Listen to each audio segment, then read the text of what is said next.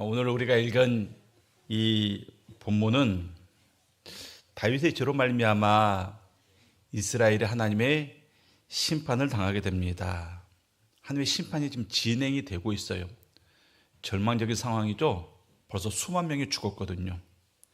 이때 하나님께서 이 절망적인 상황을 어떻게 회복시키시는가라는 그러한 비결, 그 방법, 또 그 회복의 그러한 역사를 우리가 한번 찾아보기를 원합니다. 오늘 본문의 배경은 참 비참합니다.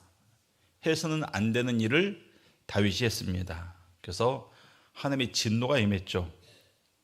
단에서 브엘세바까지 이스라엘 온 땅이 전염병이 아주 창궐하고 있습니다.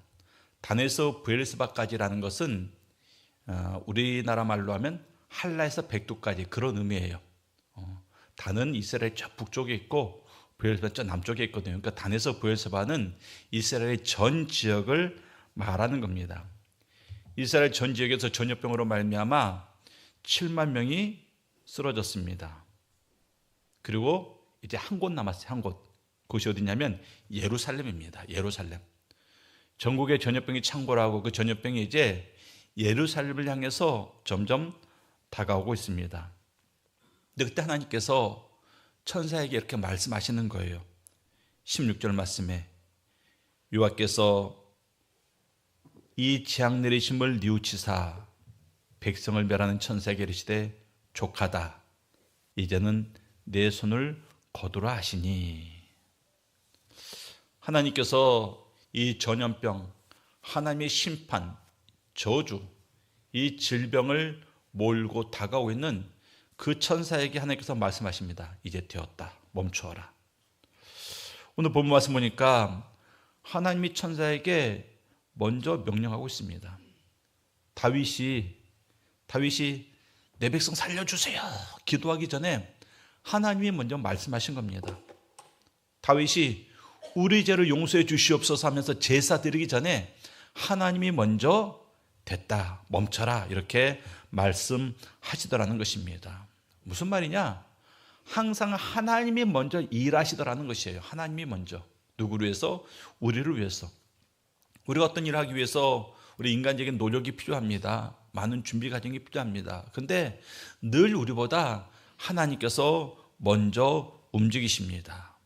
뭐라고 움직이십니까? 족하다. 이제는 내 손을 거두라. 16절 말씀 보면 하나님께서 뉘우치사 그랬습니다. 뉘우치사. 자, 이 뉘우치사, 하나님께서 하시는 일에 있어서 뉘우치거나 후회할 일이 있을까요? 생각을 해보세요.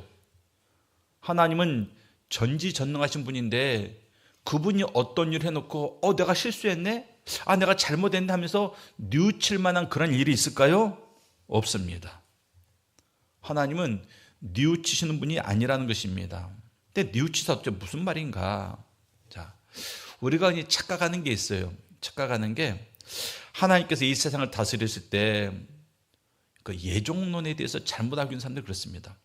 모든 것을 다 프로그래밍 해놓고 모든 것을 다 예정해놓고 그냥 그대로 그냥 똑같이 진행하신다. 절대 아닙니다. 절대 아니에요. 그렇지 않습니다. 하나님은 당신의 목적을 이루실 때 우리와 함께 일하시기를 원하세요. 우리와 함께. 물론 우리의 공로가 전혀 들어갈 수 없는 구원의 문제 같은 것은 하나님께서 주권적으로 하십니다. 그런데 그 외의 일들 하나님께서 우리와 함께 일하기를 원하십니다. 그런 의미에서 하나님께서 우리의 그 믿음의 반응이 있지 않겠습니까? 믿음의 반응, 또 죄악의 반응, 이러한 대응 여부에 따라서 그 섭리의 방식을 다양하게 하세요. 다양하게. 지금 그것을 말하고 있는 겁니다. 이스라엘 백성들이 전염병으로 말미암아 7만 명이 죽어가는데 그 고통스러운 모습, 그 고통을 당하는 모습에 하나님이 그들을 불쌍히 여기셨습니다. 그리고 심판의 뜻을 돌이켜서 천사에게 그만해라 하고 그 징벌을 지금 그치고 있는 것입니다. 그래서 우리가 여기서 중요한 진리를 하나 알게 되는데 모든 것의 회복의 주도권은 누구에게 있다? 하나님께 있다는 거예요. 회복의 주도권은 하나님께 있습니다. 여러분들 성경을 여러분들 잘 봐서 아시겠지만 아담 할아버지와 하와 할머니가 선악과를 먹었습니다. 선악과를 먹고 나서 그들이 하나님을 찾았습니까? 아니죠. 그들은 숨었습니다. 동산에 하나님께서 논이시는 기척이 들리자 그들이 숨었습니다. 그런데 하나님이 먼저 그들을 찾아오시잖아요. 하나님이 항상 먼저 찾아오십니다. 그럼 하나님이 선악과를 먹고 두려움 가운데 숨어있는 아담과 하와를 왜 찾아왔을까요? 혼내키려고? 아니에요. 회복시키려고 찾아오신 겁니다. 그래서 회복의 약속을 주시잖아요. 여인의 후손으로는 예수 그리스도를 이때 하나님께서 약속해 주십니다. 그래서 우리가 원시복음 이렇게 말을 합니다. 그러니까 우리가 회복을 만들어내는 것이 아니라 우리가 아주 열심히 노력해서 회복을 쟁취하는 것이 아니라 늘 회복은 어디서부터 시작한다? 우리를 불쌍히 여기시는 하나님의 마음으로부터 회복이 시작이 되는 겁니다. 지금 이제 7만 명이 이미 죽었습니다. 그때 하나님께서 그들을 불쌍히 여기시고 이제 족하다 말씀하시는 그 말씀으로부터 심판이 끝나고 저주가 끝나고 회복이 시작이 되더라는 것입니다. 우리 사랑하는 성도님들, 여러분들 삶에 너무나도 힘든 삶이 고통 같은 죽느니만은 못한 그러한 인생이다라고 생각되는 분이 있을 수 있습니다. 내 삶에 내가 왜 이러한 고난을 당해야 되나 그렇게 얘기하시는 분도 있을 수 있습니다. 근데 기억하시기 바랍니다. 여러분들이 하나님의 자녀라면 이미 하나님은 우리를 불쌍히 여기고 있습니다. 우리를 불쌍히 여기고 있어요. 그래서 하나님의 회복은 바로 여기서부터 시작이 되는 겁니다. 우리를 불쌍히 여기는 그 마음. 그러니까 여러분들, 하나님 나를 불쌍히 여겨 주시옵소서, 그 긍휼하심에 내 자신을 맡길 수 있기를 바랍니다. 17절을 보겠습니다. 다윗이 백성을 치는 천사를 보고 여호와께 아뢰어 이르되 나는 범죄하였고 악을 행하였거니와. 자, 다윗이 지금 선택의 기로에 놓여 있습니다. 다윗의 입장에서 이렇게 말할 수도 있어요. 나는 그저 내 백성들의 숫자를 알고 싶었을 뿐이다. 왕이 되어서 백성들의 숫자를 세는 게 그렇게 큰 죄는 아니잖아요. 나는 왕으로서 각 지파가 몇 명인지 그냥 알고 싶었을 뿐이다. 이렇게 말할 수 있습니다. 또 상황을 탓할 수 있습니다. 내가 하고 싶어서 한 게 아니다. 사탄이 나를 충동했다. 성경에 그렇게 나오잖아요. 사탄이 나를 충동했다. 근데 다윗은 뭐라고 말합니까? 핑계대지 않습니다. 하나님 앞에 정말 너무나도 바르게 서 있습니다. 그 모습이 뭐냐? 나는 범죄하였고 악을 행하였나이다. 나는 범죄하였고 악을 행하였나이다. 그 모습이 하나님 보시기에 가장 바른 모습이었어요. 가장 바른 모습. 이 고백에는 좀 두 가지가 담겨 있습니다. 범죄하였고, 자, 범죄했다라는 것은 하나님의 기준을 어겼음을 말하는 겁니다. 또 하나, 악을 행하였거니와, 자기가 행한 그 일의 결과가 악한 것임을 인정하고 있습니다. 변명이나 핑계가 없는 온전한 고백. 이 고백이 바로 하나님께서 시작하시는 그 회복의 문을 여는 열쇠가 됩니다. 그래서 시편 51편 1절 말씀을 보겠습니다. 시편 51편 1절 말씀. 자, 우리 성도님들 함께 읽겠습니다. 시작. 하나님이여 주의 인자를 따라 내게 은혜를 베푸시며 주의 많은 긍휼을 따라 내 채워주소서. 자, 오늘 말씀 보면 인자를 따라 많은 긍휼을 따라 이란 내용이 나옵니다. 인자를 따라 긍휼을 따라. 우리가 하나님을 바라볼 때 나를 향한 그 인자하심과 그 긍휼하심을 우리가 늘 바라볼 수 있어야 됩니다.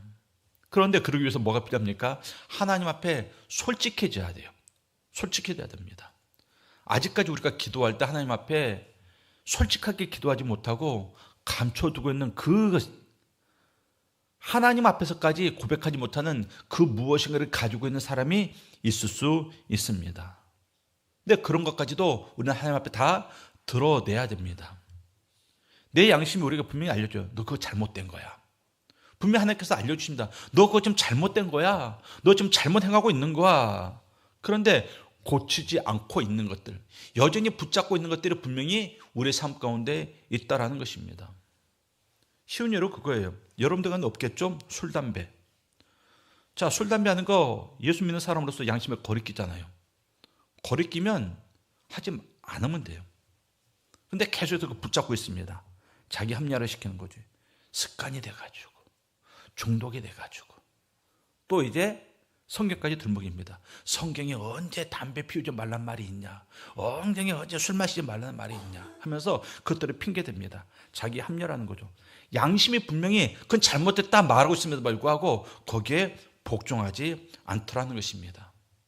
그런 모습도 이렇게 다 있어요. 부분적으로 다 있습니다.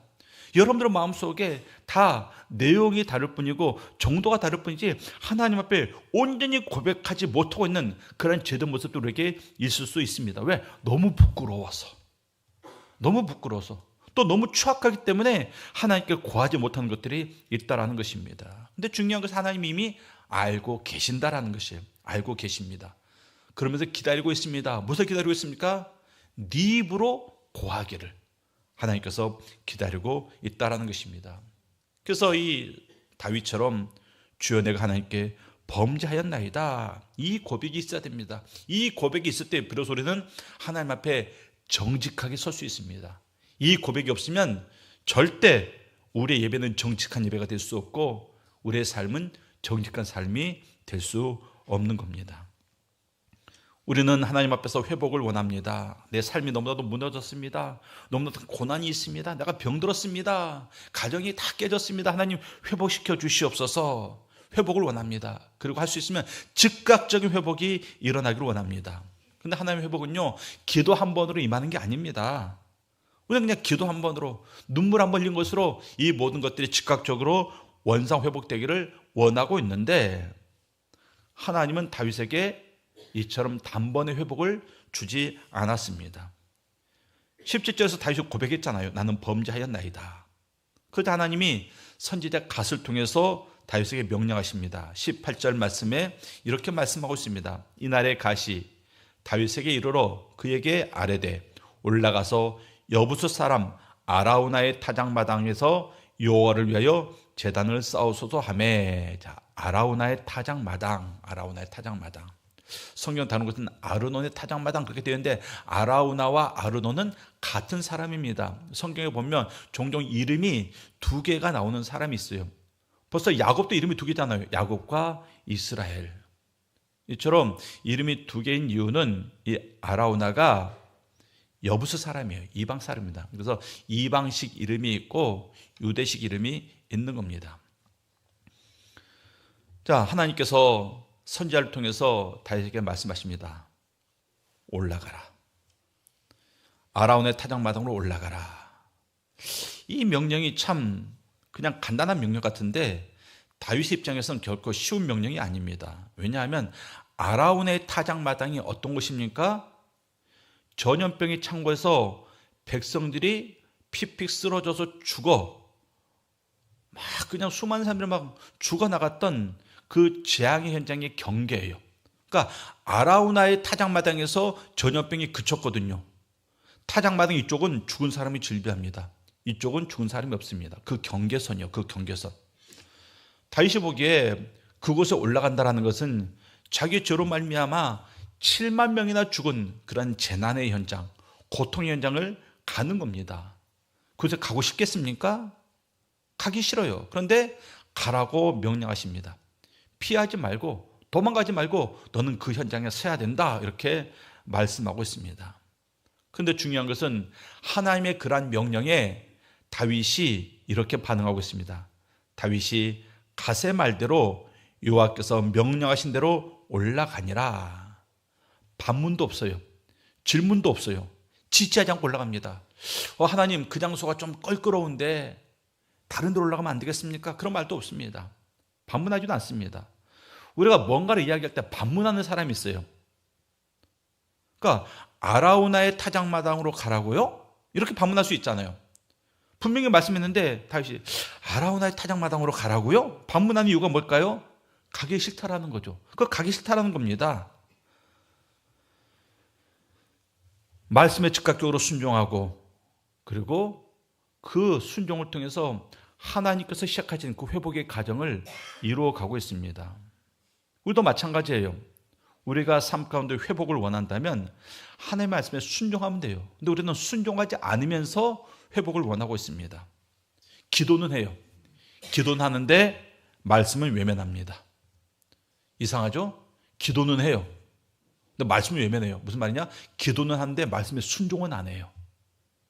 또 은혜는 받고 싶지만 순종의 발걸음은 떼지 않습니다. 그러니까 은혜는 받고 싶어요. 하나님께서 내가 너에게 은혜 줄게. 은혜 받을 그릇을 준비해라 말씀하고 있는데 그릇 준비를 안 해요. 그릇이 준비되어 주시는데 그릇 준비를 안 해요. 그래서 무조건 은혜만 달래요. 그런 모습이 우리에게 있습니다. 그래서 회복은 무엇입니까? 하나님의 말씀에 대한 온전한 순종, 거기서부터 이 회복의 첫걸음을 떼게 되는 겁니다. 그러니까 하나님께서 올라가라 하시면 올라가고 내려가라 하시면 내려가고 가라면 가고 멈춰라면 멈추는 것, 이것이 바로 신앙생활입니다. 이 간단한 것이 바로 신앙생활인데 이걸 우리가 못해요. 이걸 하나님께서 올라가라 할 때 올라가는 게 아니라 내 이익을 따라 올라갑니다. 하나님께서 멈춰라 할 때 멈추지 않고 내 욕심을 따라 계속 갑니다. 우리 사는 성도님들, 여러분들이 무엇인가를 자꾸 결정하지 마세요. 왜 여러분들이 결정합니까? 인생의 주인이 하나님인데 하나님께 묻고 결정해야죠. 아무리 작은 것일지라도 하나님께 묻고 나아가십시오. 어제 했던 일, 내가 살아오면서 수천 번, 수만 번 했던 일, 너무나도 간단한 일, 그래도 불구하고 하나님께 묻고 하시길 바랍니다. 왜? 어제의 날과 오늘의 날이 다르잖아요. 오늘의 날과 내일의 날이 다르잖아요. 나에게 어쨌든 매날은 우리에게 새로운 날입니다. 그럼 우리는 새롭게 살아가야 되는 거예요. 그래서 어제 했다고 오늘 또 하는 게 아니라 어제 했지만 오늘 그 일을 할 때는 하나님께 물어보고 하는 겁니다. 그리고 하나님께 사인받고 결제받고 그 일을 하는 겁니다. 우리 사는 성도님들 스스로에게 질문하시기 바랍니다. 나는 회복의 과정을 걸을 준비가 되어 있는가? 고난 가운데 있는 성도님들, 여러분을 향해서 하나님께서 불쌍한 마음을 품으셨고 이제 그 마음을 통해서 회복을 시작해 나가시는데 그 회복의 과정을 주님과 함께 걸을 준비가 과연 되어 있는가? 스스로 묻고 오늘 이후로는 그 준비가 되어 있는 그런 성도님들이 되실 수 있기를 바랍니다. 자, 22절과 23절 말씀을 교독에서 읽도록 하겠습니다. 자, 22절은 우리 남성도님들이 읽고 23절은 여성도님들이 읽겠습니다. 시작.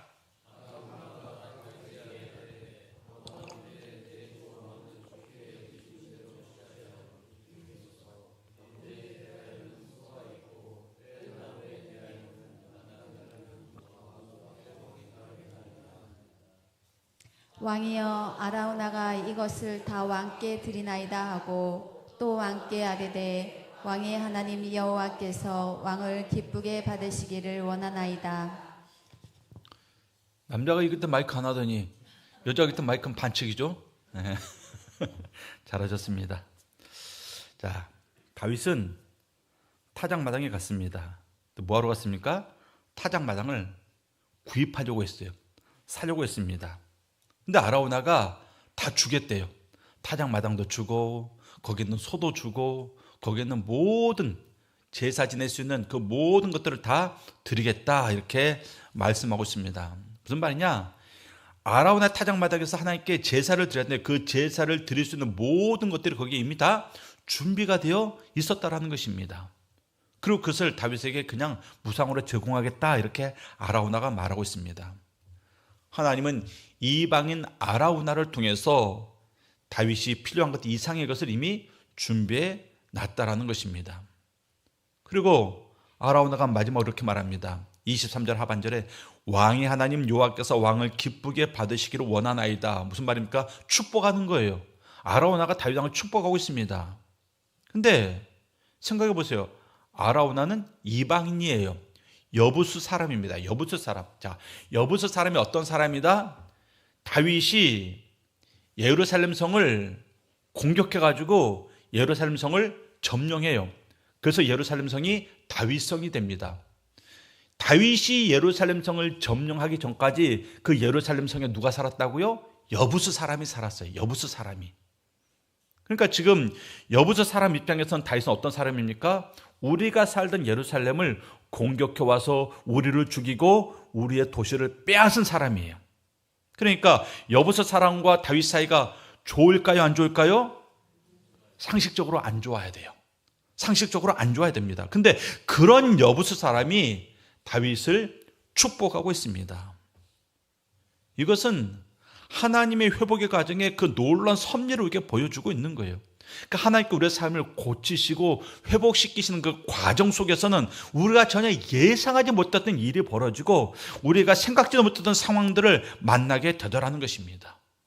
전혀 생각지도 못했던 사람이 어디서 푹 나와가지고 우리를 막 도와준다 그럽니다. 이게 바로 하나님의 회복의 길에 그 여정 가운데 일어나는 일들입니다. 그러니까 여러분들이 하나님께서 이제 우리의 삶을 회복시키려고 할 때 순종으로 나아가면 어떤 일이 있다고요? 여부수 사람 같은 사람, 나랑 관련 없는 사람, 때로는 나와 원수에 있었던 사람, 그런 사람까지도 나를 위해서 돕는 자로서 일어서더라는 것입니다.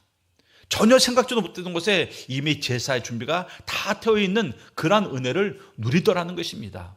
우리 사랑하는 성도님들, 여러분들이 이처럼 하나님의 말씀에 순종함으로 말미암아 여러분의 삶이 고침받고 회복되는 과정 가운데 이러한 하나님의 우리는 생각지도 못했고 우리는 예상치도 못했던 그러한 놀라운 예비된 은혜를 우리 성도님들이 만나실 수 있기를 바랍니다. 자, 지금까지 이제 우리가 지금 회복의 여정을 보고 있습니다.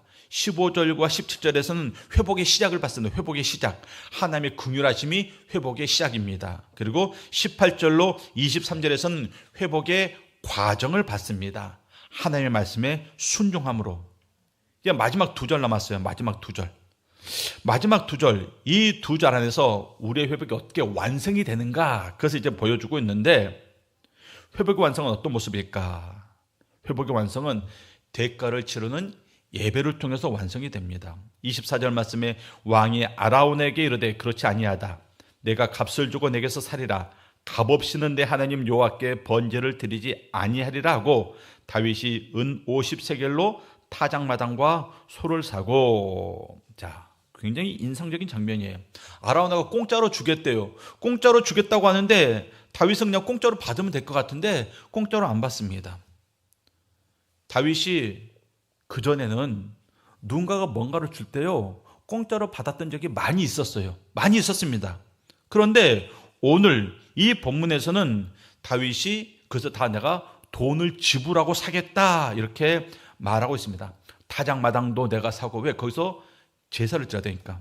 또 그리고 제물로 드릴 소도 내가 너에게 사겠다. 또 그 소를 태울 그러한 나무 땔감도 내가 너에게 다 사겠다 이렇게 말하고 있습니다.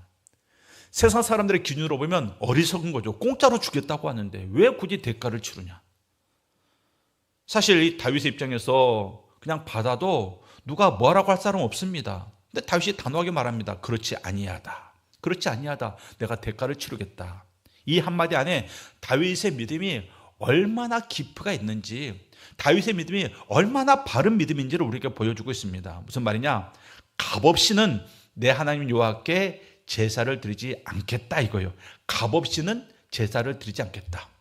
쉽게 오늘날의 말로는 값없는 예배는 드리지 않겠다 이것을 말하는 거예요. 값없는 예배. 이것은 단순히 거절이 아니라 예배에 대한 신학적인 고백입니다. 다윗은 알고 있었습니다. 대가 없는 예배는 예배가 아니다. 내가 아무 비용도 들지 않는 헌신은 진정한 헌신이 아니다. 하나님께 드리는 것은 반드시 내 것이 드려져야 된다. 내 시간이 드려지든지 내 물질이 드려지든지 내 편안함, 내 안식을 포기하든지 무엇인가를 내가 희생하고 내놓을 때 그게 진정한 예배가 된다. 이것을 지금 고백하고 있는 겁니다. 그러면서 은 50세겔을 지불했습니다. 은 50세겔. 결코 적은 금액이 아니에요. 오늘날로 환산하면 한 3천 정도 되면 3천만 원 정도. 자, 그런데 다윗이 그 대가를 기꺼이 지불했습니다. 왜요? 하나님께 드리는 지금 이 시점에서, 이 전염병이 그쳐지는 시점에서 하나님께 드리는 예배는 내 전부를 드릴 만한 그런 가치가 있기 때문에 그렇습니다.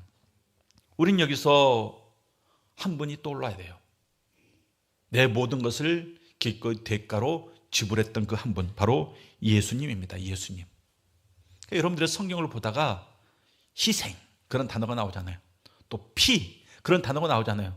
그러면 희생, 피 그냥 그렇게 넘어가지 말고 희생이나 피라는 단어가 나오면 꼭 여러분들이 그것을 한번 예수님과 연결해 보십시오. 그럼 거의 해석이 맞아요. 희생이나 피가 나오는 대목에서는 구약이 되었든 신약이 되었든. 이처럼 예수님은 우리의 회복을 위해서 가장 큰 대가를 치르지 않았습니까? 자기의 목숨을 드렸잖아요. 자기의 목숨을. 그래서 다윗의 이 은 50세겔은 바로 예수님의 보혈을 또한 예표하기도 합니다. 무슨 말이냐? 회복의 시작은 하나님의 긍휼하게 여기는 마음이었습니다.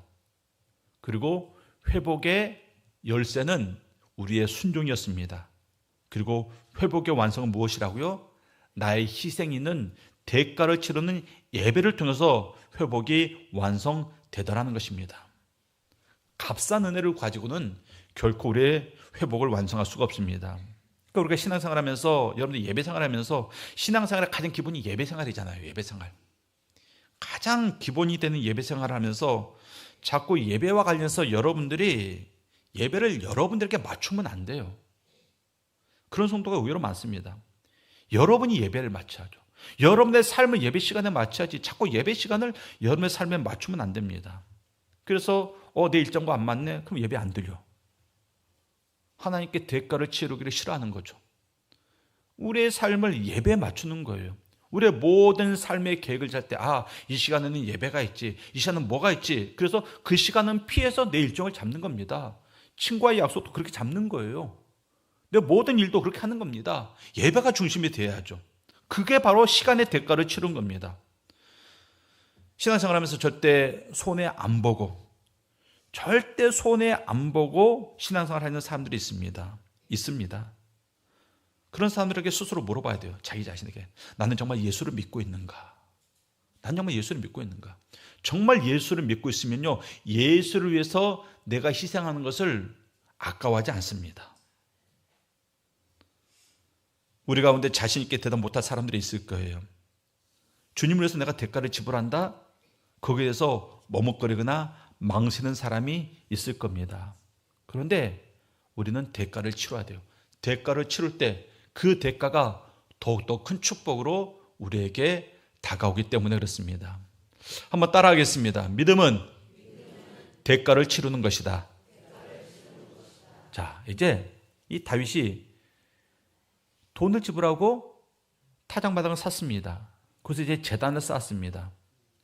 그래서 어떤 자리라고요? 이미 7만 명이 죽었던 전염병이 멈췄던 자리가 바로 그 자리예요. 그리고 다윗이 자기의 죄를 고백했던 자리입니다. 그 자리에 제단을 쌓았습니다. 이것이 바로 회복의 완성이 이루어지는 그러한 방식입니다. 우리의 회복은 고통을 외면함으로 이루어지는 게 아니에요. 고통이 생생하게 살아있는 그 자리, 피가 흘렸던 그 자리, 사람들이 쓰러지고 넘어지고 고통했던 그 자리에서부터 바로 회복이 시작이 되는 겁니다. 다윗이 여기서 두 가지의 제사를 드려요. 번제하고 화목제를 드립니다. 자, 번제는 무엇이다? 재물 전체를 다 하나님께 태워드리는 겁니다. 재물 전체를 하나도 남김없이. 이것은 내 자신을 온전히 하나님께 드린다는 헌신의 표현입니다. 또 화목제가 있습니다. 화목제는 재물 전체를 다 태워드리지 않고 부분적으로 몇 군데만 태워드리는 것인데, 이것은 하나님과 인간 사이의 이 회복, 화목을 의미하는 제사입니다. 이 제사로 말미암아 하나님과 나의 깨어진 관계가 다시금 화목되었다. 이것을 선언하는 제사가 바로 화목제입니다. 그러니까 번제는 하나님을 향한 헌신이고, 화목제는 하나님과의 화목을 말하는 거예요. 헌신과 화목. 다시 두 가지를 하나님께 드리고 있습니다. 그리고 오늘날 우리가 드리는 예배도 이 두 가지 요소가 있어야 돼요. 바로 헌신과 화목, 헌신과 화해. 이 두 가지가 있을 때 비로소 회복이 완성이 됩니다. 그래서 성도님들, 여러분들 고난 가운데 있을 때 여러분들 하나님과 헌신과 화해를 이룰 수 있는 그런 자리를 만들어야 돼요. 그 자리가 어디라고요? 예배 자리. 그러니까 여러분들 고난의 자리에 있을 때 예배를 통해서, 이 예배를 통해서 우리의 삶의 회복을 이룰 수가 있는 겁니다. 여러분 이 자리는요 그냥 일주일에 한 번씩 그냥 주일이니까 교회 가야지 해서 그냥 습관적으로 예배하고 돌아가는 자리가 아니라는 것입니다. 이 자리는 우리가 회복되는 자리입니다. 우리가 치유되는 자리이고 구원 얻는 자리이고 무엇보다도 하나님과 깊은 만남과 교제를 이루는 자리입니다. 그러니까 절대적으로 이 자리는 우리를 위한 자리. 이런 성도가 있어요. 내가 예배 나와준다. 아유, 그래 그렇게 그냥 예원하니까 내가 한번 예배 나가준다. 마치 예배 나오는 것을 목사를 위해서 나오고 아니면 목자를 위해서 나오는 것처럼 내가 그래 예배 나가줄게요. 이런 마음으로 예배를 나오는 사람들이 있습니다. 마치 철없는 아이가 부모님이 맛있는 음식을 차려놓고 좀 먹어라 했대. 그래 내가 밥 먹어줄게요. 얼마나 어리석은 모습입니까? 내가 밥 먹어줄게요. 예배는 다른 누구를 위해서 예배된 자리가 아니에요. 나를 위해서 예배된 자리입니다. 그래서 예배 나오는 것을 생색내서는 안 돼요. 여러분들이 예배 나와서 하나님의 은혜를 누리는데 그걸 누구에게 생색을 냅니까? 기쁨으로 감사함으로 그리고 겸손함으로 예배 자리에 나와야 되는 거죠. 예배는 자신과 하나님을 위해 드리는 겁니다. 그리고 그 유익은 온전히 내가 누리는 거예요. 여러분들이 드리는 예배 유익은 온전히 여러분들이 누리는 겁니다. 그러니까 여러분들이 이 시간 예배 나왔잖아요. 그러면 이 예배 시간에 하나님의 은혜를 마음껏 누리는 그러한 시간이 될 수 있기를 바랍니다. 자, 이제 다윗이 제사를 드렸어요. 제사를 잘 드렸습니다. 근데 이 자리가 훗날 놀라운 자리가 됩니다. 역대하 3장 1절 말씀 보겠습니다. 역대하 3장 1절 말씀. 역대하 3장 1절 말씀 다 같이 있습니다. 시작. 솔로몬이 예루살렘 모리아 산에 여호와의 전 건축하기를 시작하니 그곳은 전에 여호와께서 그의 아버지 다윗에게 나타나신 곳이요 여부스 사람 오르난의 타작마당에 다윗에 정한 곳이라. 자, 다윗이 지금 하나님 앞에 제사를 드렸던 이 타작마당에 뭐가 세워진다고요? 성전이 세워지고 있습니다. 솔로몬이 이곳에 성전을 세우다라는 것입니다. 죄 심판의 현장이 바로 하나님의 임재 초소가 된 것입니다. 여러분들 성전이 세워진 그 장소에서 다윗이 하나님과 만남을 갖고 전염병이 그쳐지는 은혜가 있었습니다. 그리고 훨씬 더 그 전에 어떤 일이 있었을까요? 성전이 지어진 이 일 보십시오. 1절 말씀에 모리아산이라고 했죠. 모리아산. 모리아산 어떤 일이 있었습니까 여러분들? 모세가 하나님을 만났던 곳이에요. 같은 곳이에요. 모세가 하나님을 이 떨기불꽃 가운데 만났던 그 장소, 그리고 아르우나의 타작마당에서 하나님께 제사를 했던 그 장소, 그 장소에 성전이 세워지고 있는 것입니다. 그러니까 죄와 심판의 현장이 하나님의 임재 초소가 된 것입니다. 이것이 하나님께서 하시는 회복의 완성입니다. 그러니까 여러분들 가장 아픈 자리, 여러분들 가장 고통스러워하는 자리, 여러분들 가장 부끄러워하고 가장 수치스러워하는 그 자리, 완전히 내 삶에 무너진 그 자리에 하나님께서는 성전을 세우시더라는 것입니다. 그 자리에. 그러니까 여러분들이 내 삶에서 가장 아픈 자리가 있습니다. 그 자리를 피하고 싶어요. 그런데 그 자리를 피하지 말고 뭐 해야 됩니까? 그 자리에서 제단을 쌓아야 됩니다. 그곳에서 예배를 드려야 됩니다. 번제를 드리고 화목제를 드림으로 말미암아 하나님의 관계가 회복이 되면 이제는 나에게 가장 큰 고통을 주었던 그 자리가 축복의 자리가 되고 하나님의 임재 자리가 되더라는 것입니다. 25절 말씀에 그곳에서 여호와를 위하여 제단을 쌓고 번제와 화목제를 드렸더니 이에 여호와께서 그 땅을 위한 기도를 들으심에 이스라엘에게 내리는 재앙이 그쳤더라. 사무엘하 24장의 마지막 문장입니다. 이 한 문장이 모든 것을 결론 짓고 있습니다. 재앙이 그쳤더라. 여기서 재앙이 그쳤다 이 말은 재앙이 완전히 멈추었다 이것을 말하는 거예요. 완전히 끝났다. 더 이상 진행되지 않는다.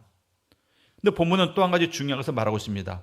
앞에 봤더니 그 땅을 위한 기도를 들으심에 다윗의 번제와 화목제가 하나님께 받아들여졌다 이것을 말씀하고 있습니다. 그러니까 제단 위의 제사가 곧 기도였던 것입니다. 예배가 기도고 헌신이 기도입니다. 대가를 치른 그 행위가 바로 하나님 앞에 기도로 여겨지더라는 것입니다. 그리고 하나님께서는 바로 그러한 기도를 들으셨습니다. 다윗의 교만한 인구조사로 시작된 이 성경 말씀은 하나님의 응답으로 끝이 납니다. 죄로 시작된 이야기가 회복으로 끝마쳐집니다. 이것이 바로 하나님께서 우리 인생을 이끌어 가시는 하나님의 독특한 방법이에요. 죄와 실패가 있었지만 그 마지막을 회복으로 영광으로 만들어 가시는 그런 하나님의 일하심. 그러니까 여러분들, 우리가 지금 실패 가운데 놓여 있더라도 지금이 마지막이 아니라는 것이에요. 지금의 내 인생이 끝난 게 아닙니다. 내가 실패를 하고 있으면 반드시 하나님의 회복의 역사가 이루어집니다. 그리고 그 회복이 우리의 인생의 마지막을 장식하더라는 것입니다. 그러니까 여러분의 인생의 마지막은 바로 이 한 문장이 있을 뿐입니다. 모든 재앙이 그쳤더라. 모든 재앙이 그쳤더라. 기도하겠습니다.